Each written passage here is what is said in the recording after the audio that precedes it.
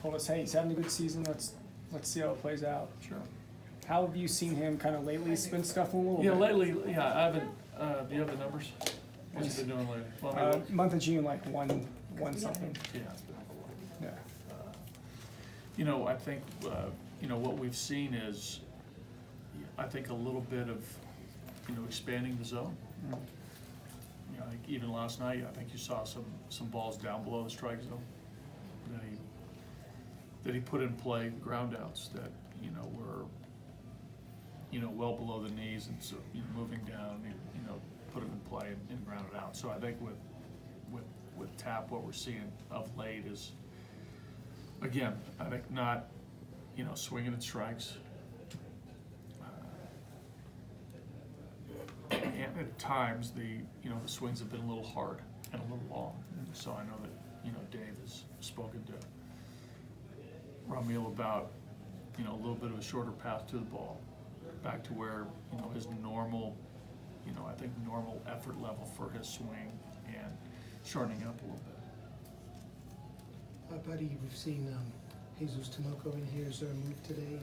Oh, you guys weren't supposed to do that. We'll tell you later. We got to tell the players first.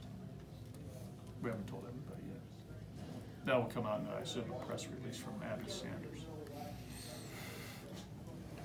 Buddy, is there a routine that players develop, individuals develop after a particularly tough loss? No, I you think deal with them all individually different? No, I think with players, I think that we talk about as coaches and even players themselves, you try to stay as consistent as possible with your routine, regardless of whether you're on a hot streak or cold streak. What you don't want is the variability of routine, and then it isn't a routine, right? So players have to stay consistent. They find what they do during the course of the day that's practical and efficient and works for them, and everyone's different. Every player's different, but I think that's the the strength of a player's composition is his stick-to-itiveness of what they do every day. And are there slight adjustments? Of course, but you don't flip-flop drastically from what you do every day. You develop routine. We talk about it all the time. Even drafted players, young players coming into professional baseball, teaching a routine, a pregame routine of, when you eat, when you in the weight room, when you go to the cage, when you're with the hitting coach, when you're video, all these things. So can that get thrown off then a bit by a game that goes extras, maybe goes almost 5 well, no, hours? like today you notice that we're not going to hit on the field, right? So I mean that's not unlike a game being or batting practice being washed out by rain. So it's like I've said many times. I think players are conditioned over the years of doing this. They run into a lot of different things. So their mindset and their mental state is always in a pretty good spot because of experience. Even going back to high school baseball, college baseball, minor league baseball, all the years that some guys might have in the big leagues. You're not thrown off by big leaguers are not thrown off by a lot, if any. Isn't part of the definition of a routine is that it's flexible, so that you play a long game, you lose a Sure. game. I mean, have you ever heard the term, it's a game of adjustments? Buddy Peter Lambert, going way back with him, was there any first moment when you saw him as a minor leaguer and what kind of like had an eye-opening moment with him? Not really. I don't think there wasn't one moment that crystallized for me. I think, just his first spring training, watching him, go through,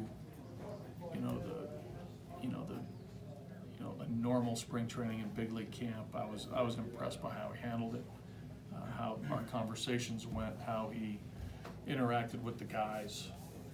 He was great. So there was a maturity to him and a confidence to him that I thought was great. But there wasn't any one moment that I said, whoa.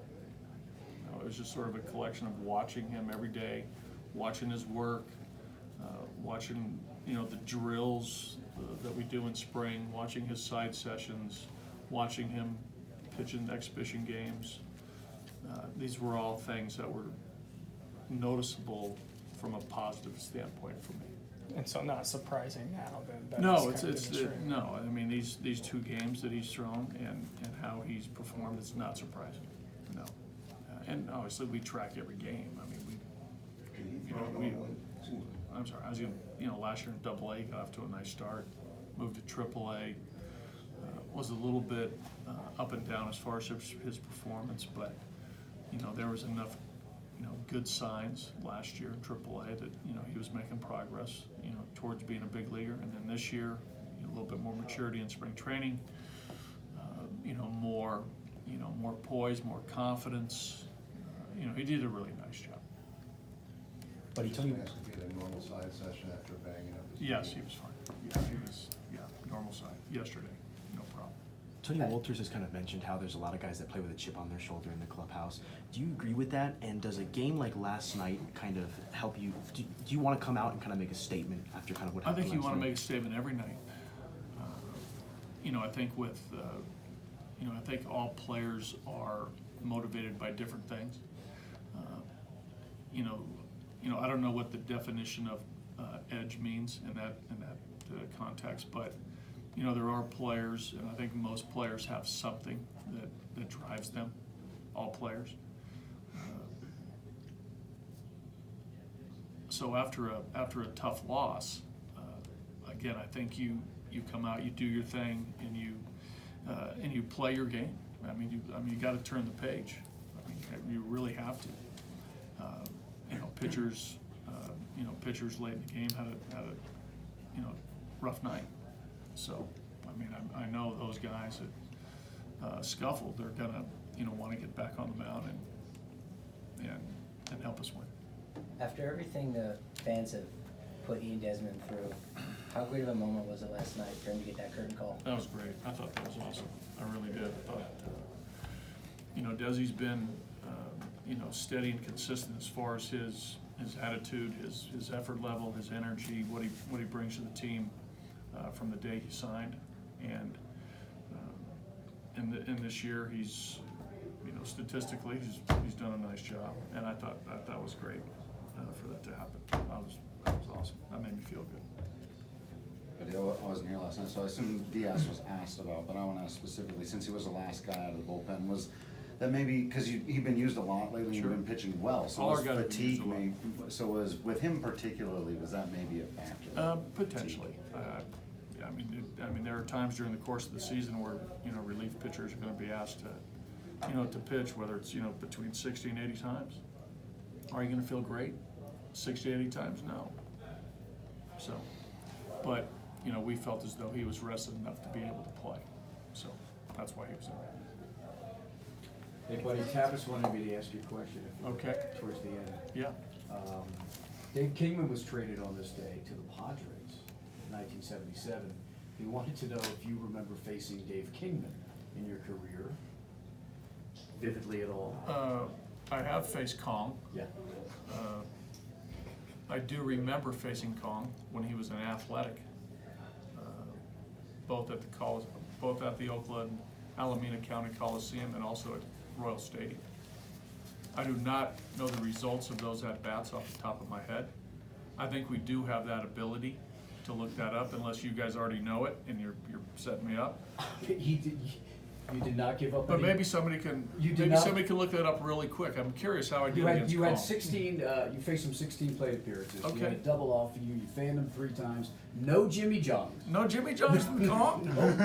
Okay. So you're saying he got a lead, he was 1 for 16? I don't know whether No. it was one hit, but that was probably his only extra base hit. This is per Tavis.